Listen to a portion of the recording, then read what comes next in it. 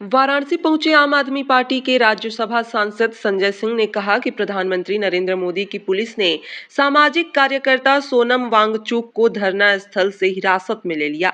उन्होंने आरोप लगाया कि देश में 93 पेपर लीक हो चुके हैं और सोनम वांगचुक युवाओं के हक की लड़ाई लड़ रहे हैं। संजय सिंह ने कहा कि सरकार 20 जुलाई को होने वाले विरोध प्रदर्शन से घबरा गई थी, इसलिए इस तरह की कार्रवाई की गई। उन्होंने युवाओं से अपील करते हुए कहा कि 20 जुलाई के आंदोलन को सफल बनाने में अपना योगदान दें तथा साथ ही उन्होंने कहा कि आम आदमी पार्टी उत्तर प्रदेश में भी सोनम वांगचुक के समर्थन में सड़क पर उतरेगी। जौहर यूनिवर्सिटी पर चल रही कार्रवाई को लेकर संजय सिंह ने कहा कि सरकार शिक्षा व्यवस्था को कमजोर कर रही है। उन्होंने आरोप लगाया कि 1 लाख सरकारी स्कूल बंद हो चुके हैं और सरकार के पास विश्वविद्यालय चलाने के लिए संसाधन नहीं है।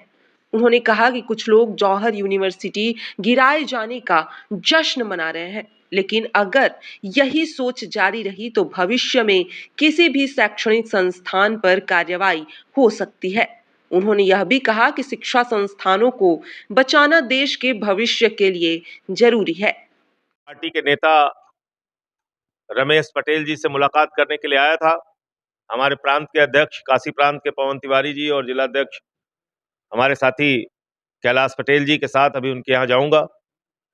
पिछले दिनों वाराणसी के पुलिस प्रशासन ने उनके साथ बहुत जाति की, उनके घर में घुस के तोड़फोड़ और डराने धमकाने की कोशिश की।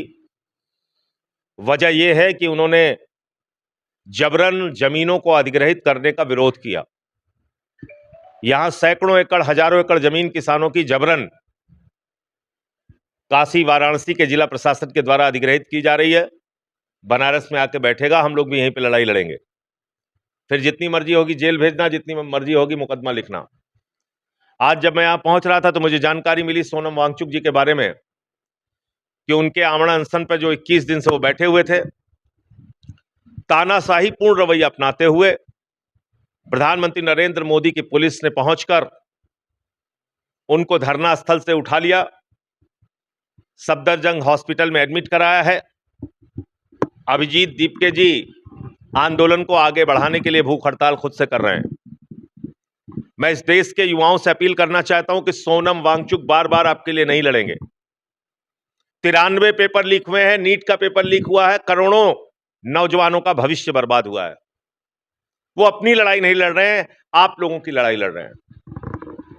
और सरकार घबराई इसलिए कि 20 जुलाई को उन्होंने एक बड़े प्रोटेस्ट का आह्वान किया था, जंतर मंतर से संसद का मार्च। उस आंदोलन को सफल बनाइए,